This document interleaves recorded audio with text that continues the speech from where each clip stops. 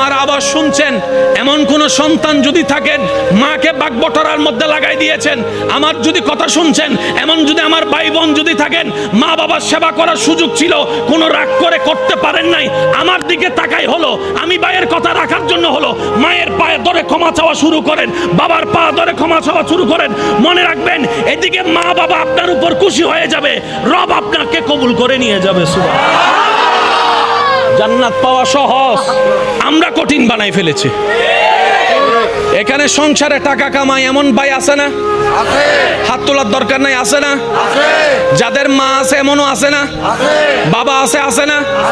আমার একটা আবদার মনে রাখবেন, আপনার মা বাবা যদি আপনার টাকা দিয়ে ওনাদের পেট চলে, যেটা আমাদের সমাজে বলে আর কি, আপনি চালান আপনি খাওয়ান, এমন যদি হয়, এই কথা কখনো চিন্তায় আনবেন না আমি আমার মারে খাওয়াই, এই কথা চিন্তায় আনবেন না আমি আমার বাবাকে খাওয়াই, বরং ওনাদের